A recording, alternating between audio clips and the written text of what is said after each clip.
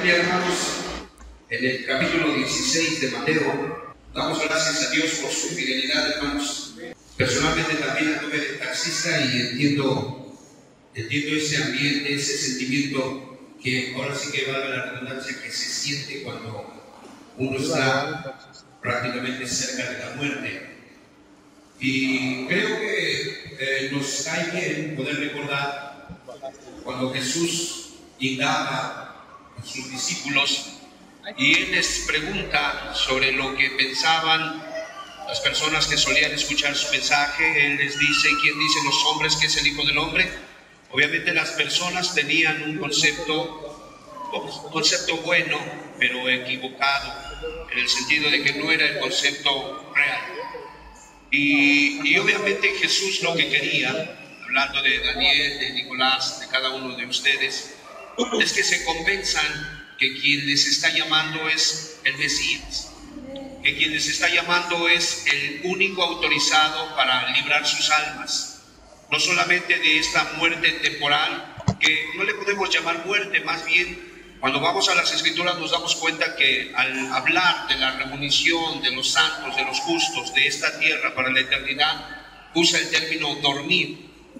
Muerte solamente se le puede aplicar a aquel que nunca se rindió a Cristo, nunca tuvo una comunión con Cristo, y cuando es removido, ese sí es separado eternamente de Dios. Entonces, una de las interpretaciones que pudiéramos darle a la palabra muerte sería separado eternamente de Dios. Y Jesús está tan convencido y quiere que nos convenzamos de quién es el que nos está llamando, quién es el que nos está instruyendo. ¿Por qué? Porque en este pasaje nosotros nos damos cuenta que Jesús comienza a hablarle claramente a sus discípulos de sus sufrimientos.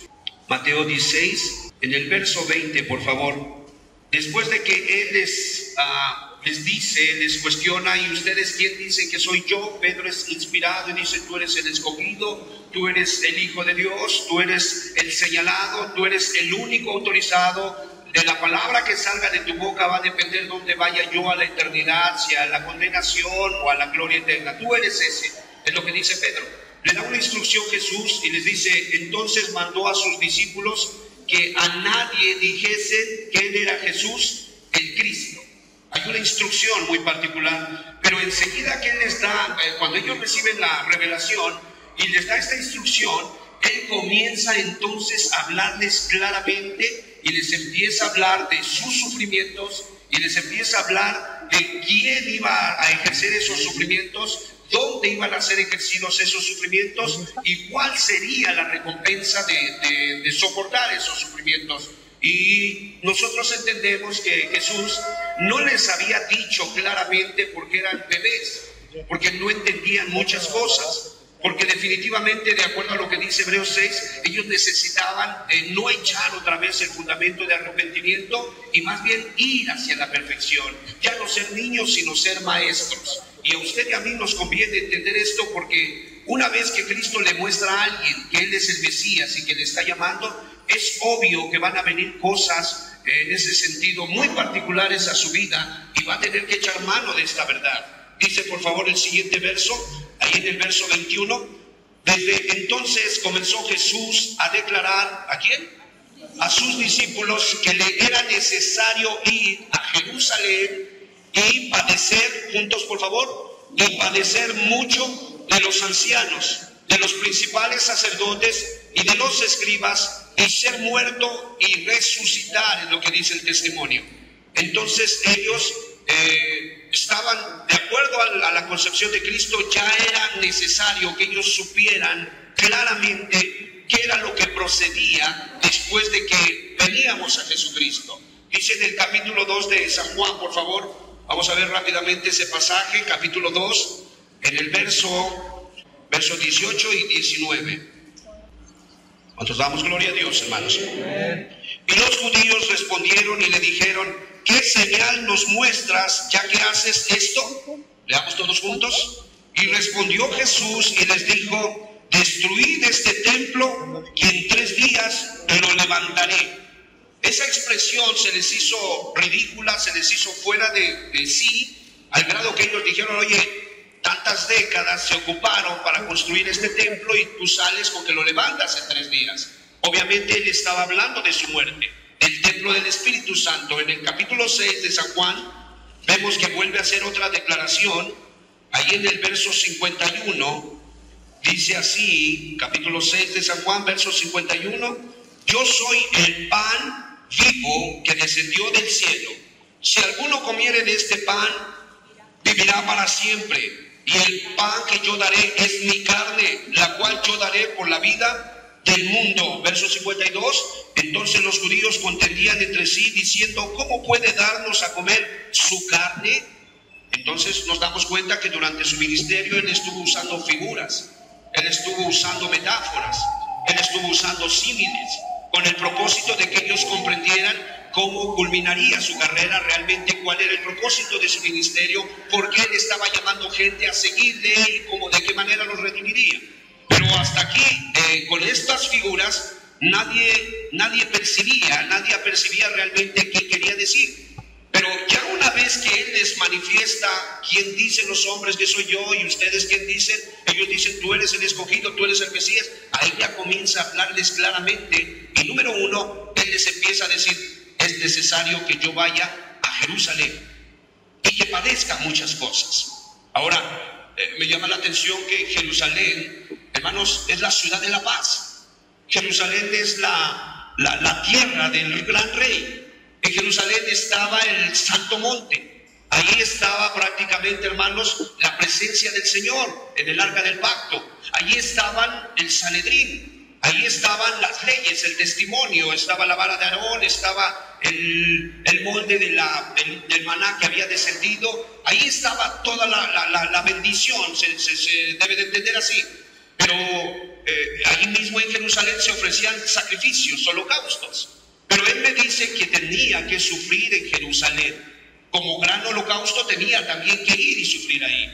2, él me dice que tenía que sufrir por mano de los escribas, por mano de los fariseos, por mano de los sacerdotes y del Sanedrín. Ahora, se supone que ellos portaban la verdad de Dios. Se supone que había carácter de Cristo en la vida de ellos. Pero es irónico que a través de ellos a través de quien él iba a experimentar sufrimiento. Hermano, díganme si no son ellos los que siempre le estuvieron persiguiendo en su ministerio. No son ellos los que siempre estaban buscando cachar una palabra. No son ellos los que siempre le estaban tentando. No son ellos los que dijeron: crucifícale, crucifícale y que su sangre sea sobre nosotros. ¿Fueron ellos o no? Amén. Fíjate nada más lo que estaba diciendo.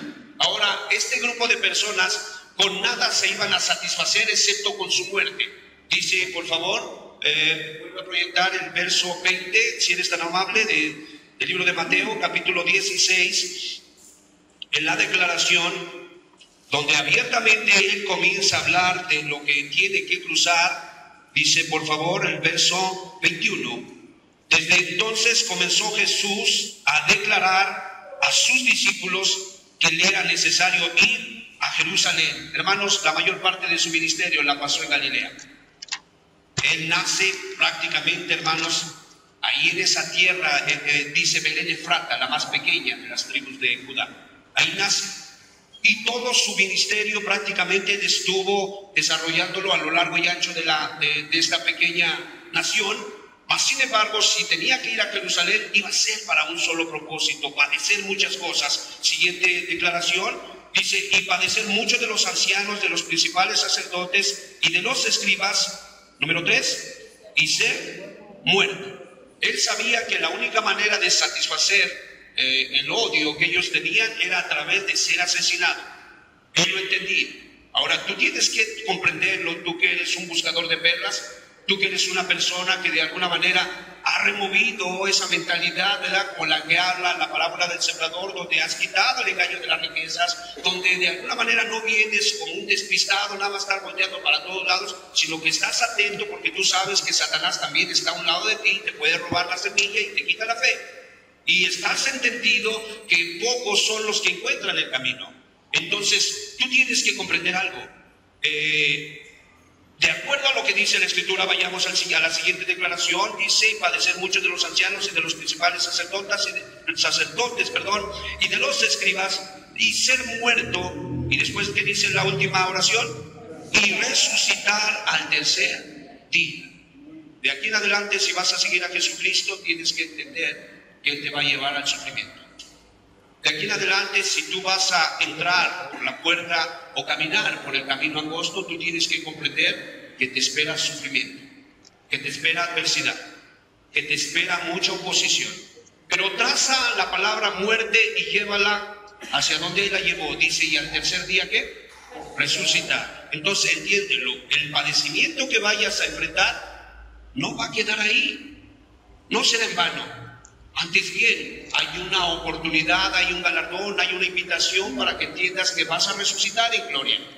Esa verdad la tienes que meter a tu corazón.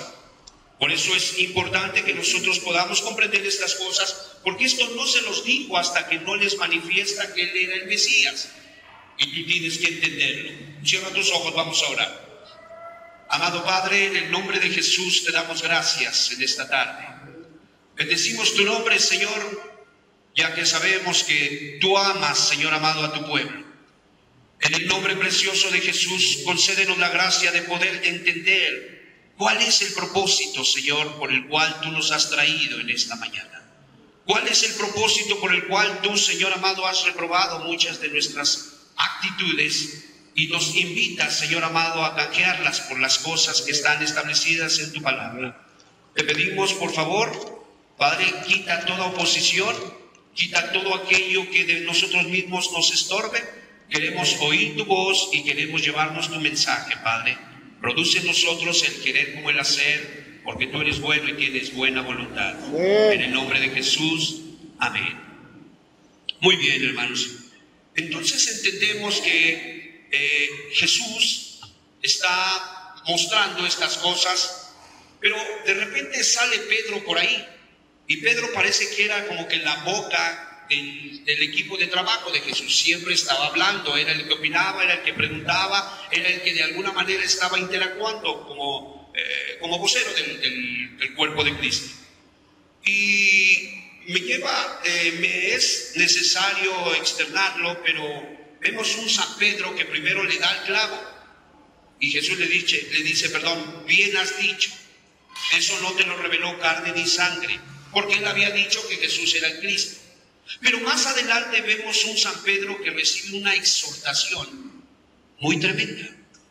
Cuando se le dice: apártate de mí, Satanás, porque me eres tropiezo, porque no pones la mira en las cosas de Dios, sino en las cosas de los hombres.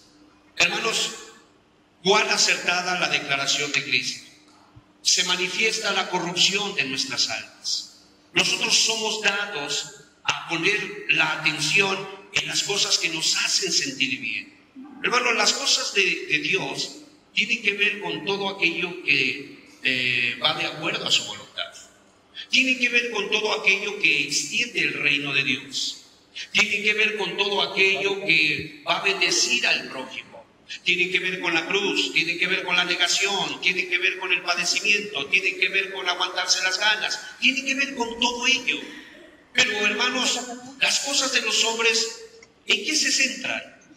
Siempre va a ser en mi comodidad, siempre va a ser en que yo no sufra, siempre va a ser en que me acepte el círculo de amigos con el que convivo, mis familiares. Siempre va a ser la regla del menor esfuerzo.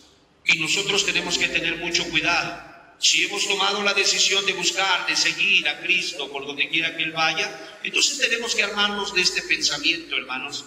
Y quiero decirte, para tu información, el mismo espíritu que poseyó a Judas y le tomó y le llevó a traicionar al Mesías en el huerto de Getsemaní, es el mismo espíritu que vino y susurró en el corazón de Pedro y le dijo: maestro, ven, en ninguna manera esto te acontezca. Es el mismo espíritu.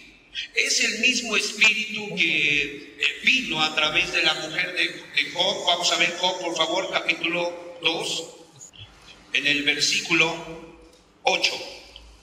Y tomaba Job un tiesto para rascarse con él, y estaba sentado en medio de ceniza. Verso 9. Entonces le dijo su mujer, leamos todos juntos: ¿aún retienes tu integridad?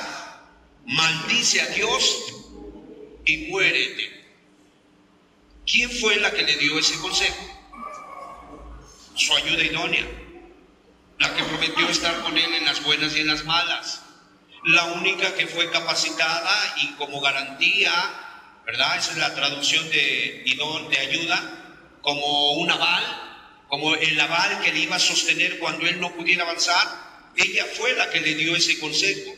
Es el mismo espíritu que vino a Pedro y le aconsejó que le dijera de alguna manera que el maestro no fuera el sufrimiento. Es el mismo espíritu que vemos nosotros en muchos de los eventos de aflicción de los santos, cuando están dispuestos a hacer la voluntad de Dios y de repente llega por ahí el hermano, llega la tía, llega la esposa, llega el amigo, llega su propia carne y le va a sugerir una cosa. No es para tanto. Siento que estás exagerando. Creo que te la puedes llevar tranquila. Sí hay que buscar a Dios, pero no hay que ser fanáticos. Hermanos, es el mismo espíritu y nosotros tenemos que comprender que Cristo está bien dispuesto a llevarnos al cielo, pero nosotros tenemos que conceptualizar bien quién es el que nos llama y a la vez entender todo obstáculo, toda circunstancia, todo consejo, toda invitación que nos quiera impedir hacer la voluntad de Dios. ¿De dónde viene, hermanos? Ok, puede ser tu mamá la que te esté sugiriendo eso, puede ser tu mismo esposo, puede ser tu mismo hijo, puede ser de alguna manera hasta el mismo pastor. Y es aquí donde tenemos nosotros que entender cuál es la voluntad de Dios. Vuélvelo a proyectar, por favor, verso 20, capítulo 16 de Mateo. Entonces mandó a sus discípulos que a nadie dijese que él era Jesús el Cristo. Y desde entonces comenzó Jesús a declarar a sus discípulos que le era necesario ir a Jerusalén y padecer mucho. ¿Qué dice? Padecer mucho de los ancianos, de los principales sacerdotes y de los escribas. Hermanos, ¿no se supone que estos son los que deberían de haber estado listos para cuando Cristo se hubiese manifestado? ¿No se supone que estos son los que estaban enseñando al pueblo a detectar las señales, a detectar, a aprenderse las promesas, las profecías del antiguo pacto que fueron dadas a través del Señor y que le dio a los profetas? ¿No se supone que son estos los que estaban capacitados para ello? Yo les pregunto, ¿a quién le preguntó Herodes cuando vinieron los sabios de Oriente sobre el nacimiento del Mesías? ¿A quién le preguntó? A los escribas, a los sacerdotes, y ellos dijeron, bueno, está establecido que es en Belén de Judea, ahí debe de nacer. Pero, hermanos, es donde más se enfrentó oposición. Y yo te pregunto, para hacer la voluntad de Dios, ¿no se supone que tu esposa debería de ser tu ayuda y tu soporte?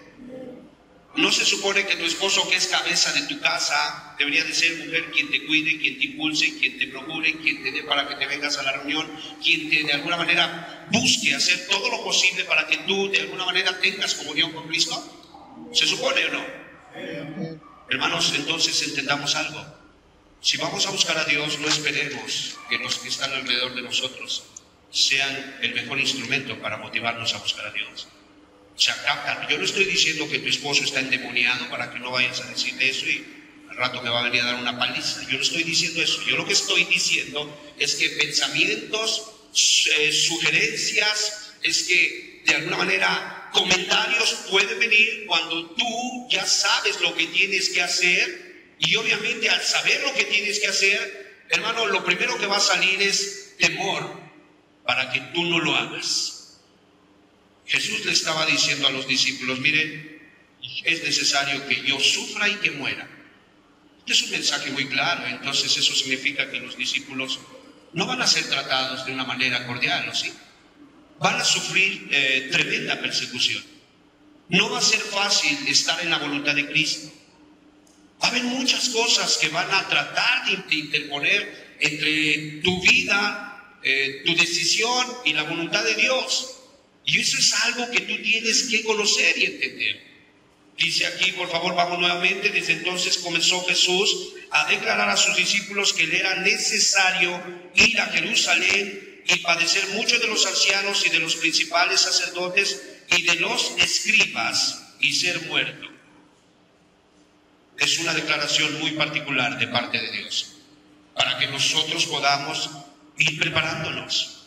¿Sí me explico? Salmo 141, por favor. Leámoslo todos juntos, verso 5. Que el justo me castigue será un favor, y que me reprenda será un excelente bálsamo. Hermano, la reprensión que vino a San Pedro fue una reprensión de amor. Fue la reprensión más hermosa que pudo haber existido. No que Jesús le estuviera llamando Satanás a él, sino que le estaba diciendo, mira, ese pensamiento no procede de ti. Ese pensamiento no viene de acuerdo a la voluntad de Dios. Como la primera revelación, cuando yo te dije, bienaventurado eres tú, Simón, hijo de Jonás, porque no te lo reveló carne y sangre. Bueno, hoy te digo ese comentario, esa afirmación, esa declaración, ese deseo de tu corazón, no procede del Padre, procede de otro lado. Hermanos, dice la Escritura, Romanos 11:34, digo para que nos convenzamos, hermanos, y si nosotros hemos decidido seguir al Mesías, bueno, tenemos que ir predisponiéndonos. Capítulo 11, verso 34, dice así. Quisiera que lo leyéramos todos juntos. Porque ¿quién entendió la mente del Señor? ¿O quién fue su consejero? Hermanos, Jesús necesita consejos. Él necesita que le sugiramos cosas. Contaba la historia del hermano, no sé, no alcancé a oír si esa parte la comentó, pero cuando él llevaba 35 pesos le venía a su mente varias ideas. Y como él solía robar y hacer lo mismo que hacía el otro pillo que se le subió, pues es obvio que estaba así como excitado y pues como 35 pesos, estoy gastando mi gasolina dando vueltas. Él decía en su testimonio, íbamos del Zócalo, en la plancha del Zócalo, el de adelante cargaba, el de atrás también, y yo no cargaba. Y así me la pasé 2 horas dando vueltas y no cargaba. Bueno, entendamos, a veces las circunstancias no son de acuerdo a como nosotros consideramos o como nosotros quisiéramos. Hace tiempo que estás pidiendo porque tu esposo se convierta, pero quiero decirte algo, Jesús no necesita tus consejos. No sé si me explico. Señor, es que si se convirtiera todos mis niñitos, no es cierto. El que es fiel en lo poco, en lo mucho también lo será. Y el que es infiel en lo poco, si no puedes ni siquiera orar para ti misma, no me digas que cuando tu esposo se convierta vas a orar más, no es cierto. Que quede bien claro, hermanos, ¿quién fue su consejero? ¿Qué cosas estás atravesando? Quizá ya te pidieron la casa donde vives. Quizá ya de alguna manera no le caes bien a tus amigos. Quizás antes llevabas la Biblia, ahora ya no la llevas al trabajo. Quizás cuando eras inconverso te iba mejor y ahora que has venido a Cristo dices en tu corazón, no sé qué está pasando. Me dijo el hombre que era adorador de la muerte, cuando yo adoraba la muerte tenía muchos pomos, tenía mucha mota, tenía muchas mujeres, tenía dinero en mi bolsa. Ahora que estoy buscando a Cristo no tengo ni para comer. Hermanos, nos estábamos asando una carne que ni yo compré, ni él tampoco, y otro que estaba ahí fue el que la trajo. Y salía la lumbre y el olor muy particular. Esto fue en el norte de la nación. Y estaba quejándose, no tengo ni para comer. Decía, oye, ¿no tienes para comer? Mira esa carne. Mira, ni tú ni yo la compramos y ahorita la vamos a disfrutar. Pero en el corazón, la corrupción de nosotros siempre nos va a querer llevar a sugerirle a Jesús que no sea así como me ha pasado. Señor, si me sanaras de la diabetes, yo iría y les predicaría a todos, puerta por puerta tocaría, y así como Saulo de Tarso los obligaría a venir a la congregación. No es cierto. No seas mentiroso. Ni tú mismo te motivas para venir a la reunión. Ni tú mismo tienes disciplina para pararte temprano y estudiar las Escrituras. No, Cristo no necesita consejos. No le sugieras cómo debe de ser. La gente suele venir y dice, bueno, tratemos de alcanzar a los jóvenes a través de X ritmo de música. Si les ponemos X evento, X circunstancia, ellos van a venir. Hermanos, ¿Cristo necesitará consejos carnales como los tuyos o como los míos? No, hermanos. Nosotros no venimos por el ritmo de música que nos trajo, ¿sí? Nosotros no venimos de alguna manera por los deseos de nuestro corazón. Antes bien, cuando Él nos alcanzó, hermanos, estábamos realmente llenos de heridas, lambiéndonos las heridas, y cuando Cristo vino, Él nos atrajo a Él, nos consoló, vertió ese aceite precioso, nos vendó las heridas, nos curó y nos dio vida eterna, ¿no es cierto? No necesitamos consejos, pero es importante darle la vuelta a la cruz, es pecado. ¿Y qué significa la cruz? La cruz, perdón, implica la consecuencia que va a venir por haberle dicho sí a Cristo. Me entrego a Cristo, ok, te va a venir una consecuencia. ¿Cuál fue la consecuencia? De que Cristo mirara, dice que Él por el gozo puesto delante de Él, menospreció la cruz. San Juan capítulo 18, en el verso 2. Nosotros dábamos gloria a Dios, hermanos. También Judas, el que le entregaba, conocía aquel lugar porque muchas veces Jesús se había reunido allí con sus discípulos. Hermano, Jesús tenía necesidad de que le contaran las cosas que pasaban durante su ausencia. No, hermanos, de acuerdo a lo que dice Marcos 2, de acuerdo a lo que dice San Juan 2, 25, Él no tenía necesidad de que le contaran nada. Él conocía los pensamientos de los hombres. ¿Y tú crees que no conocía que Judas lo iba a entregar? ¿Tú crees que no sabía de qué manera lo iba a entregar? ¿Tú crees que sentía bonito en su corazón? No, hermanos. ¿Y sabes qué? Sabía que la voluntad del Padre era esta. Dice, y Él los amó hasta el final. Así lo dice la Escritura. ¿Sí me explico? Sin sentir bonito, sin ver un beneficio para Él, sabiendo que lo iban a maltratar, sabiendo que lo iban a injuriar, sabiendo que Él era el instrumento de traición. La Biblia me dice que le dio pan en la boca. La Biblia me dice que le habló palabras hermosas al corazón. Y hasta el final, Él le amó. ¿Por qué? Porque Jesús aprendió que el poner la mira en las cosas de arriba, el poner la mira en las cosas de Dios, implica hacer su voluntad. El poner la mira en las cosas de Dios implica que Él se glorifique. El poner la mira en las cosas de Dios implica que voy a sufrir si es que quiero hacer eso. El poner la mira en las cosas de Dios implica que donde yo esperaba que sería bien acogido, bien respaldado, hermanos, ¿no habrán pensado Job que en el momento más triste, en la cúspide del sufrimiento, de quién esperaba él consuelo aparte de su Creador? De su esposa, ¿sí o no? ¿Y qué recibió de su esposa? ¿Aún retienes tu fe? ¿Aún quieres seguir siendo cristiano? ¿Aún quieres engañarte y decir que el Mesías es el que te llamó? Pues maldice a Dios y púdrete. Fueron sus palabras. Pero una cosa había entendido Job. Dicho en otras palabras, él no dijo Jehová dio y Jehová quitó, sea el nombre de Dios bendito. ¿Acaso recibimos nada más el bien y el mal? No. Pero dicho en otras palabras, fue exactamente vez necesario ir a Jerusalén. ¿No se supone que Jerusalén era la ciudad del rey? ¿Era su ciudad o no era su ciudad? Digo, si hubiera venido a Tepito, si hubiera venido a lo mejor a alguna ciudad de estas con características muy particulares, pues entendemos que lo hubieran recibido así. Pero él iba a los suyos vino y los suyos no lo recibieron. Él lo sabía. Entonces no esperes que en tu casa te propulsen de fe. No esperes que tu esposo sea quien te dé para que te vengas a la congregación. No esperes que de alguna manera, cuando empiecen a repartir la herencia, te digan a ti no, porque cambiaste de religión. Si vuelves a la religión, te doy tu parte. No esperes de alguna manera que de ahí vengan buenas motivaciones, buenos consejos. No lo esperes. Sencillamente entiende, de los que están más cercanos a ti es de donde vas a tener más oposición. La Biblia dice que los enemigos del hombre serán los de su casa. Así lo dice. Amén.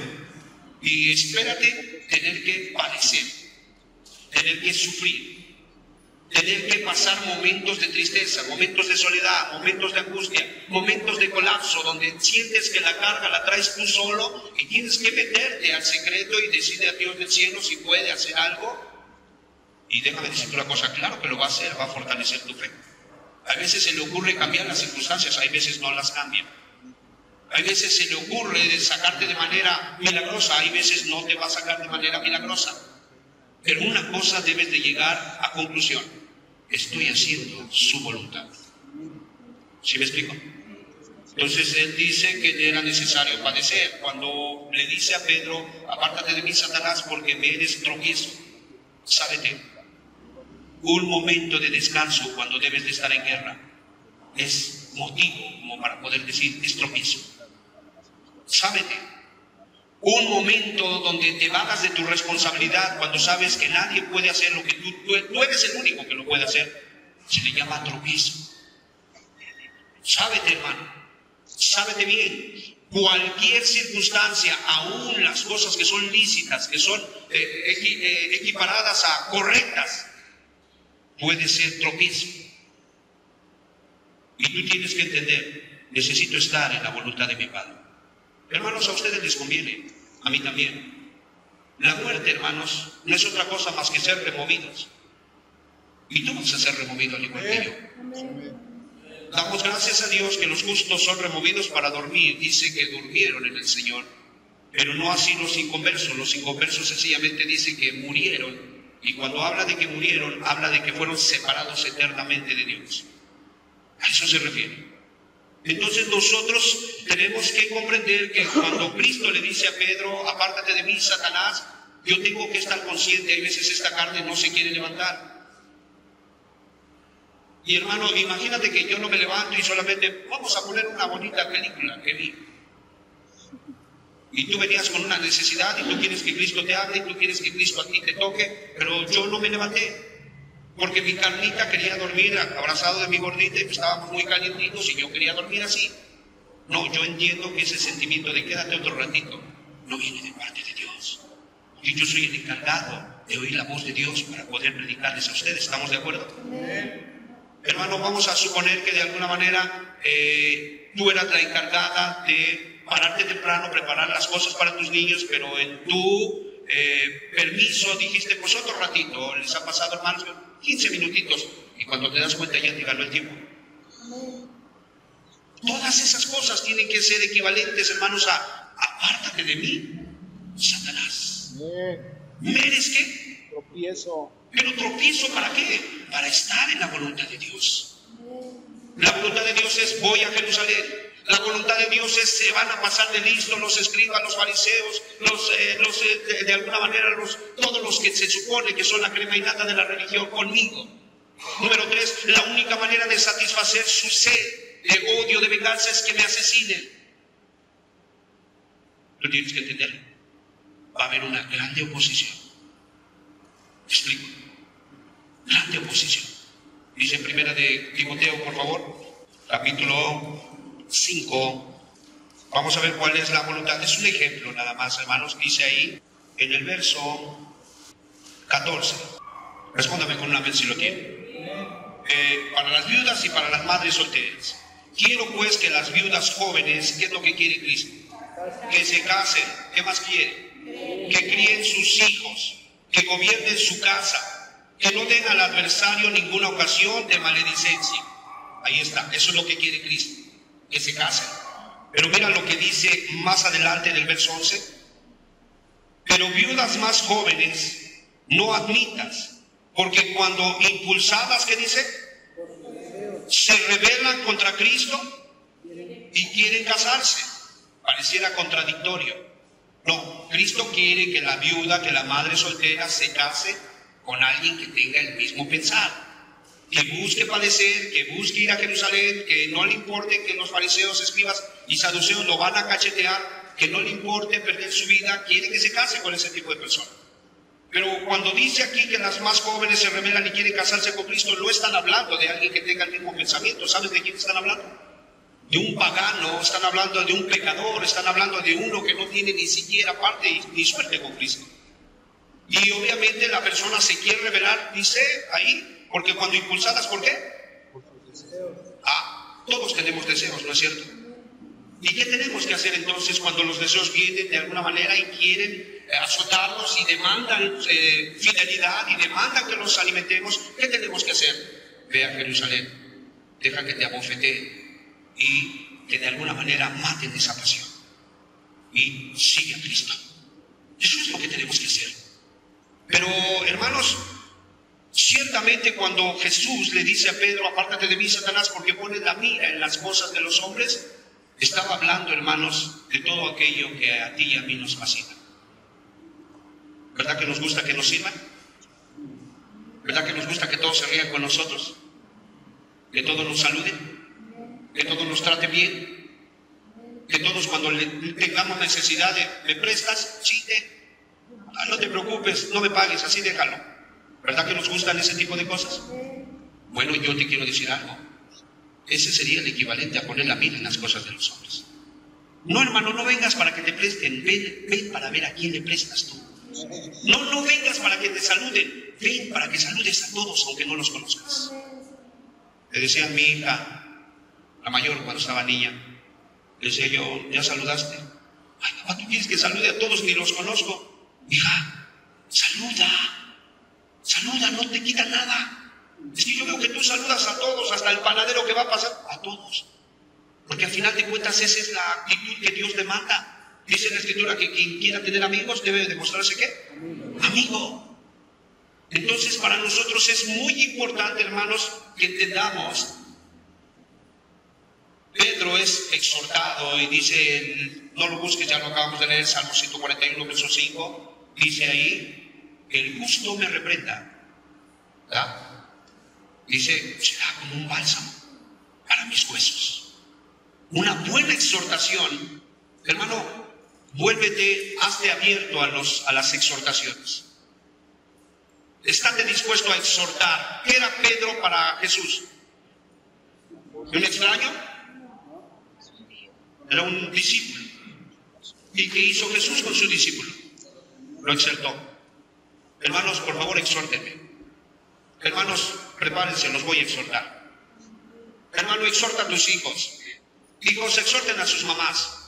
Hermano menor, exhorta a la hermana mayor que no está poniendo buen ejemplo. Hermanos, exhorten a la de la puerta que llegue más temprano. Hermanos, exhorten a los que no suben la bomba a tiempo y después cuando estamos teniendo la reunión la suben. No sé si me explico. Y nadie se debe de sentir mal, ¿no? ¿O sí? No, porque una cosa ya entendimos. Fue el Mesías el que me llamó. Yo lo voy siguiendo. Y voy a enfrentar mucha oposición, aún de los que yo esperaba que no la iba a enfrentar. Para que nadie se tropiece, hermanos. Dice ahí, pones la mira en las cosas de los hombres. Poner la mira en las cosas de los hombres es el equivalente, hermanos, a ser muy sensibles para tropezarse. La Biblia me dice que en la casa, dice, a ver, vamos a buscarlo, es en Timoteo 2:20. Pero en una casa grande no solamente hay utensilios de oro y de plata, juntos, sino también de madera y de barro. Unos son para usos honrosos y otros para usos ¿qué? Finos. Hermano, literalmente dentro de nosotros hay personas que su carácter es como el barro. ¿Cómo eran los jarritos de barro? ¿Cómo eran los comales de barro? ¿Cómo eran prácticamente los chicones de barro? ¿Cómo eran, hermanos? ¿Eran muy resistentes? No, de cualquier cosa se quebraban, ¿cierto o no? Así hay personas en la congregación. De cualquier cosa se quiebran. A veces tienes que llegar con pincitas para que no se quiebre, pero y con todo de que le metes la pincita, cuando de alguna vez se la metes y sueltas la pinza, se quebró. Pues híjole, esta hermana, este hermano de todo se tropieza. Hay algunos que son como la madera. Hermano, las abuelas solían hacer el mole en casa. No existía el mole doña María, era María la que lo hacía en casa. Y sabes, le aventaban muchas especies y al final todos terminábamos allá, hermanos, porque hacía explosión todo lo que hacía. Y la madera, la cuchara grande, hermanos, que usaban para moverle al mole, ¿cómo quedaba, hermanos? llena de aceite, llena de grasa, cuando la lavaban, ¿quedaba realmente limpia? No, hermanos, quedaba manchada. Y así hay personas, les das el consejo, les callas con la palabra, así lloras de rodillas, por favor ayúdales, mira, que entienda. Y hermano, ¿cómo cuesta trabajo para que entiendan que eso que están haciendo no es lo correcto? Pero hay personas que son como la plata, hermanos, que entre más fuerte es la prueba, hermanos, sencillamente en el crisol todas las impurezas se desvanecen y la plata cada vez es más pura, hermanos. Decía una persona que se dedicaba a fundir plata, a limpiar plata. Dijo el discípulo, ¿y cómo sabemos que la plata está lista? Porque veía que se sentaba, la metía y la sacaba, la metía y la sacaba. Dijo, ¿y cómo le haces para saber si realmente la plata ya está en el estado requerido, codiciado? Le dijo, es muy sencillo. Lo único que tengo que hacer, pongo mi banco delante del horno, meto el crisol y cada vez que la saco, cuando me asomo, si lo que refleja, es mi persona, entonces significa que la plata está en su cabal peso y valor. Hermanos, así es Cristo. Con estos que son como plata, cada vez que nos mete una prueba, cada vez que los mete en una circunstancia económica difícil, cada vez que le permite que vengan tentaciones sexuales, tentaciones al desánimo, tentaciones a roces con los hermanos, y estos de alguna manera, a través de esas tentaciones, terminan obedeciendo a Cristo y solucionando los problemas como Cristo quiere. Una cosa sabemos, la figura de Cristo se está moldeando en tal persona. Y los problemas le ayudan como no tienes idea. ¿Y qué decir del oro que se refina igual en 7 hornos candentes? Y cada vez que meten el metal precioso a ese horno, nos damos cuenta que se va depurando, se va quitando las impurezas y cada vez vale más, cada vez es más hermoso, más codiciable.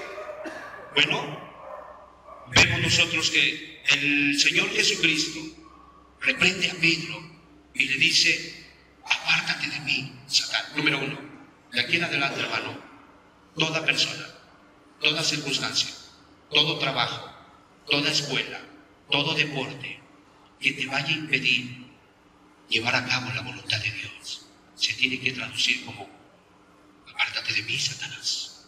¿Me explico?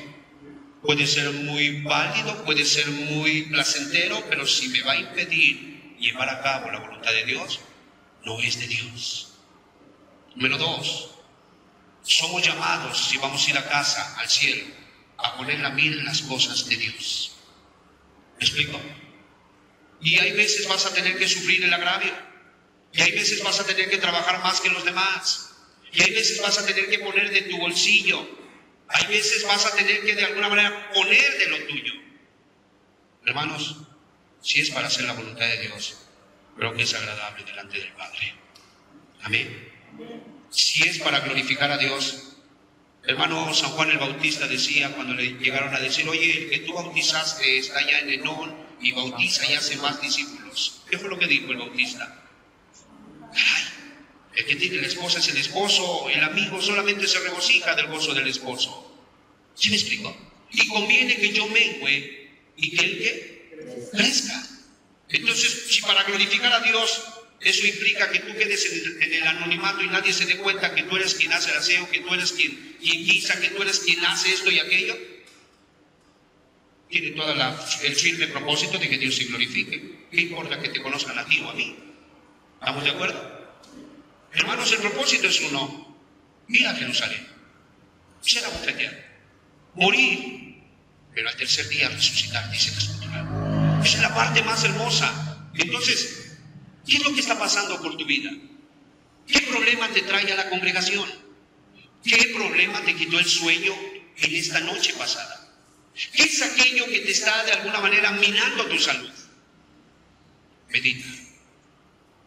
¿Por qué no lo ves con ojos bíblicos y entiendes que es un momento para comprobarte a ti mismo si realmente la voluntad de Dios es tu deleite y si realmente tus ojos están puestos en la voluntad del Señor, en las cosas de Dios? Hoy tienes que ser honesto. Cada sermón tiene que tener una aplicación. Si no tiene una aplicación, sencillamente son palabras. ¿Me explico? No, tenemos que tener una aplicación en este sermón. Volvamos nuevamente, por favor, Mateo, capítulo 16, en el verso 21. Perdón, es 22.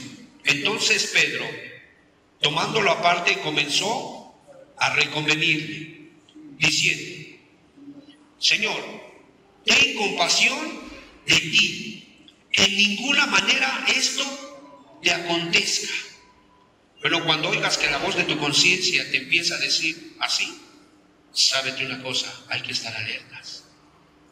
Porque el objetivo es hacer la voluntad de Dios, pero si de repente viene la voz y dice: ten compasión de ti, los demás ni siquiera van a valorar lo que tú digas. Ten compasión de ti. Quizá tu esposo ni siquiera note que te esforzaste en hacer la comida. Ten compasión de ti.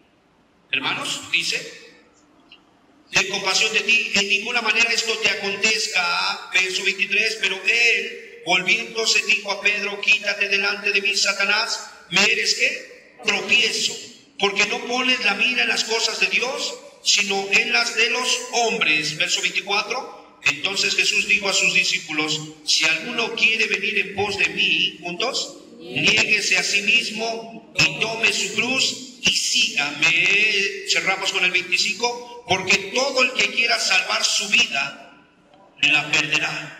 Y todo el que pierda su vida por causa de mí, la hallará. Y luego cierra magistralmente: porque ¿qué aprovechará el hombre si ganare todo el mundo y perdiere su alma? ¿O qué recompensa dará el hombre por su alma? Hermanos, la clave de esta caminata es la siguiente, hermanos: muere a ti mismo y vive para los demás. Resumido sería así: deja de vivir para ti mismo y comienza a vivir para los demás. Quiero decirte algo: Jesús no tenía necesidad de andar mintiendo, ni estaba tratando de impactarnos mentirosamente. Si Él habló de un infierno, hermanos, y no existe un infierno, entonces es el más grande mentiroso. Si Él habló de un infierno y tú no crees en el infierno, tampoco tienes derecho entonces a creer en el cielo. Si Él habló de un infierno, hermanos, y este infierno honestamente está en esta vida presente, hermano, entonces Él es el más grande mentiroso. Pero no, Jesús jamás habló palabras de mentira. Cuando Él estaba diciendo: mira, si te dedicas a buscar ser feliz en esta vida, literalmente te vas a perder la vida venidera. Pero si te dedicas te mentalizas, te predispones a ser una persona que vive para agradar a Dios y que vive para sus semejantes, entonces quiero decirte una cosa: habrás ganado tu vida. ¿Sí me explico? Y después dice: porque ¿de qué aprovecha que tengas tanto reconocimiento delante de los hombres, pero al final, cuando llegues delante de Dios, tu alma se pierde? Porque ¿de qué aprovecha que seas el hombre de alguna manera de business de la ciudad y que generas y de alguna manera promueves y incrementas muchos ingresos, si al final tu alma la vas a perder? Porque ¿de qué sirve que seas una persona muy reconocida a nivel mundial? ¿De qué sirve que el placer, en tu sentido del gusto, en tu sentido del tacto, en tu sentido de la vista, de alguna manera es que en lo más alto de la cúspide del éxito, si al final lo único que tienes de valor, que es tu alma, lo vas a perder? ¿De qué sirve? Hermanos, es muy importante. Resumimos. Número 1, Jesús no les había hablado del sufrimiento. Eran muy pequeños. Y si eran pequeños, su fe era muy débil. Pero cuando ellos comenzaron a entender quién les estaba llamando, en ese momento les dijo: miren, yo voy a ir a Jerusalén, ahí me van a hacer sufrir mucho, y la única manera en que se pueda hacer es que me van a asesinar, pero al final voy a resucitar. Eso fue lo que les dijo. Ellos, al recibir esa verdad, la naturaleza corrupta de Pedro comenzó a salir y dijo: Señor, en ninguna manera esto te acontezca.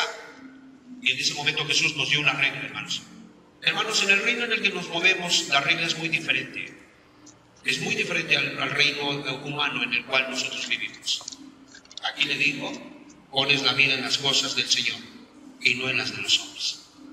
De lo contrario, si tú pones la mira en las cosas de los hombres, sencillamente le vas a poner tropiezo a tu alma. ¿Y de qué le vale al hombre ganar el mundo entero si su alma la va a perder? ¿Estamos entendidos, hermanos? Pongámonos sobre nuestros pies. Jesús tuvo mucha paciencia con ellos. Jesús en su paternidad, dice el Salmo 23, verso 4, aunque ande en valle de sombra de muerte, no temeré mal alguno, porque tú estarás conmigo.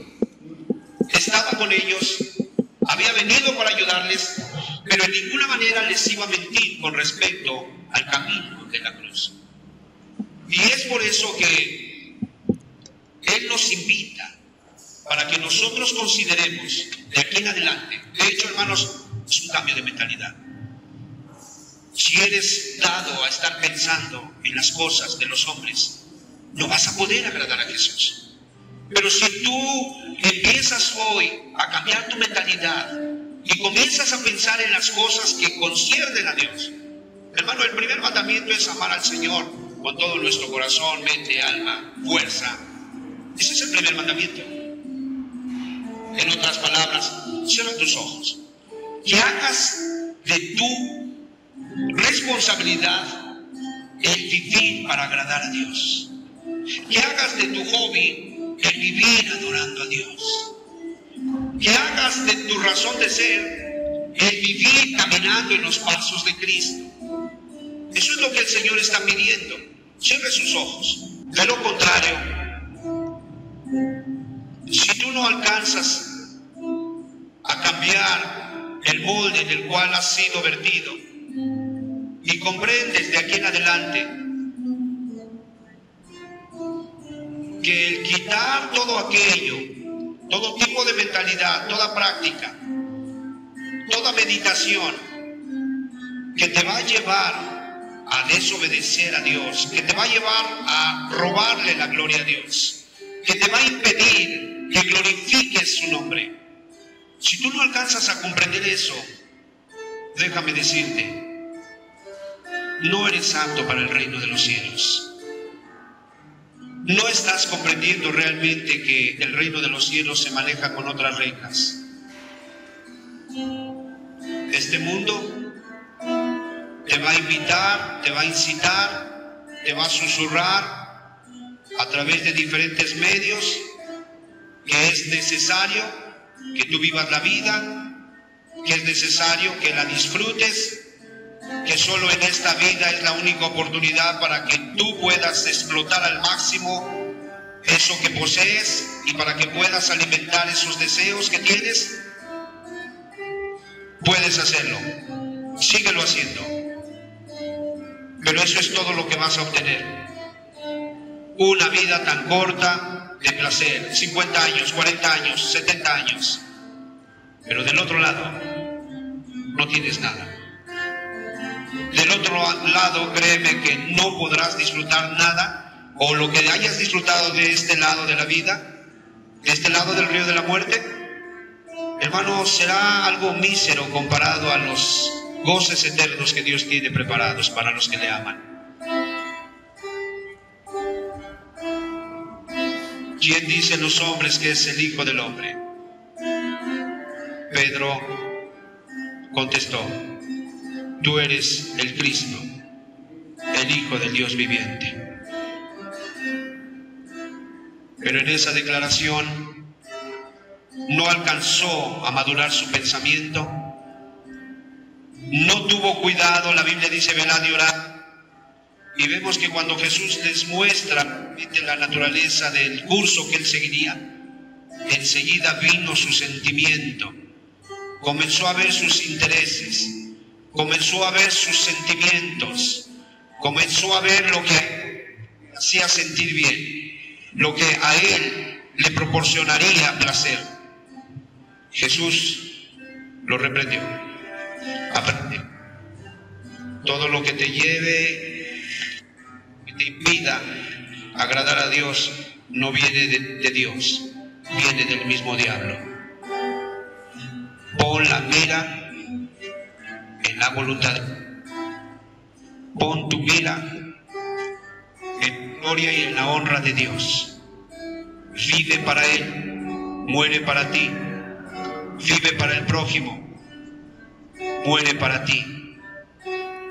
Y si alguno me sirve, donde yo esté, ahí estará mi servidor. Considera las palabras y toma decisiones.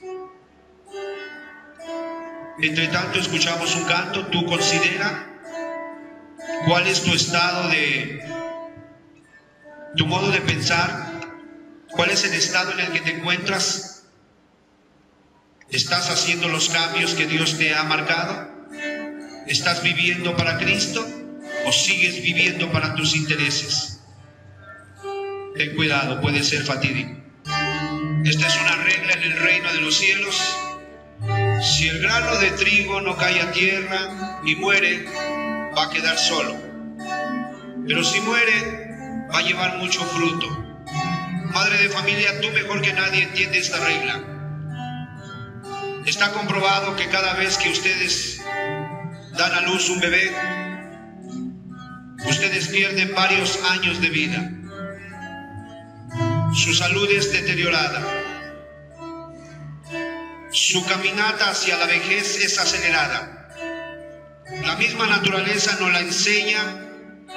Cuando la viuda negra necesita ser preñada, el macho sabe que una sola vez la va a preñar y después de que quede embarazada, llamémosle así, esa araña, ese insecto, una vez que quede preñada, sabe el macho que jamás va a volver a ver la luz del día, llamémosle así.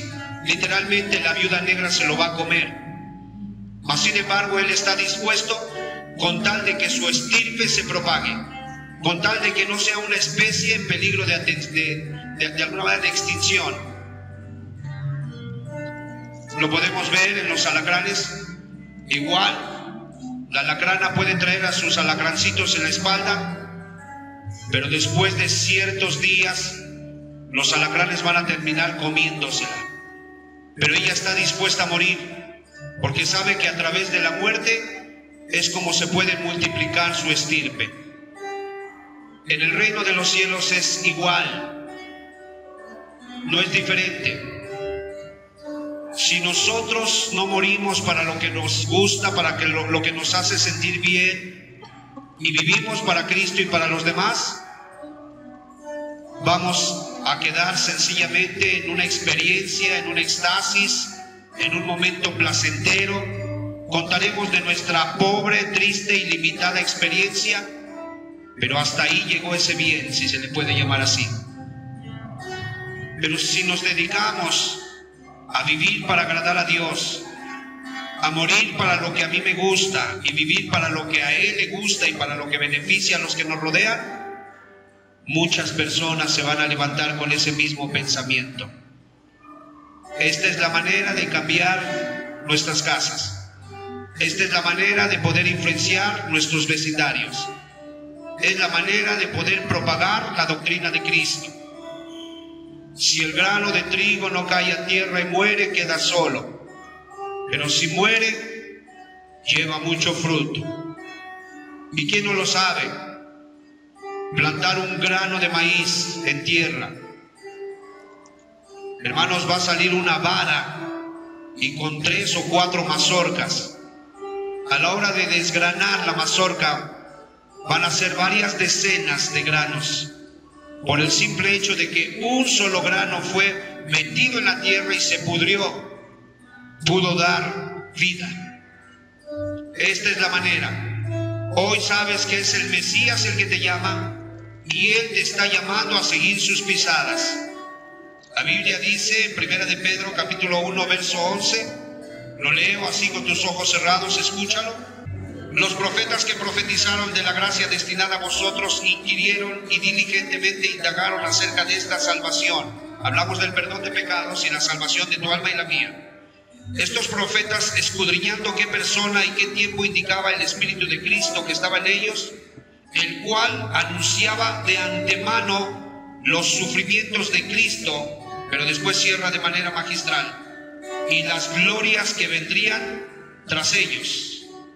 Después del sufrimiento viene la gloria. Hoy sufres un poco, mañana eres premiado en la gloria eterna. Hoy sufres por causa de los demás, mañana eres consolado a causa de muchos males y tristezas. Es la regla del reino, hermanos. Pero esto solamente lo entenderá quien ha comprendido quién le llamó. Consuélate. No para siempre es el dolor, no para siempre es el sufrimiento. Vienen glorias venideras, dice la Escritura. Vida eterna. No tristeza, no dolor. Vida perpetua. Vida permanente. No existencia, no vida. Hay gente que existe y quiere suicidarse. No, estamos hablando de vida. De alguien que aprendió a disfrutar cualquier circunstancia. De alguien que aprendió a vivir en medio de la adversidad. Esa es la vida que da Cristo. Este es el remedio contra la depresión. Este es el remedio contra el miedo a la muerte. Este es el remedio para aquellos que se ven al espejo y se espantan de las arrugas que empiezan de alguna manera a marcarse en sus caras, de las canas que empiezan a cambiarle de pigmento al pelo. Esta es la respuesta. Me es necesario ir a Jerusalén, padecer de los ancianos escribas y sacerdotes y morir, pero al tercer día ser resucitado. Que tu alma resucite, viva, y su gozo y su alegría no dependerá de lo que tiene, sino del que vive dentro de tu corazón. Amén. Se supone que seguimos los pasos de nuestro líder. Él enfocó su vista, su objetivo fue Jerusalén, donde sería maltratado, menospreciado y donde moriría, para perdonar nuestros pecados. Verso 26, se congregaron allí todo un año con la iglesia y enseñaron a mucha gente, y a los discípulos se les llamó cristianos por primera vez en aquel día. La gente no veía que agarraban la Biblia, no veía que predicaban, no veía que de alguna manera observaban mucho con un lenguaje religioso. Eso no era lo que veían. Ellos más bien veían la manera en que se amaban, la manera en que se negaban, la manera en que buscaban el bien para los demás. Y debido a esa actitud, ellos fueron llamados cristianos. Amén. Cristianos. Cristianos porque seguían las enseñanzas de Cristo. Y dice la Escritura, ser muerto y al tercer día resucitar. Serás levantado en gloria. Irás a la casa de tu Padre. Vivirás eternamente y para siempre. Nunca saldrás de ahí. Libre de condenación, libre de muerte eterna, libre de tu propia maldad. Padre, muchas gracias te damos. Pedimos que por favor escuches la oración del penitente, del que hoy se ha dado cuenta, Señor amado, que ha vivido una vida egoísta y que más que buscar padecer, más bien evita tomar la cruz. Pero hoy quiere hacer un compromiso. Señor, de lo que nos has dado a nosotros, dale a él también, dale a ella también. De la paz que hay en nuestros corazones, Señor amado, impártele también, para que pueda entender en una vida práctica cuáles son los resultados de seguir a Jesús. Padre, muchas gracias. Gracias te damos en el nombre precioso de Jesús. Amén, Señor. Gloria a Dios.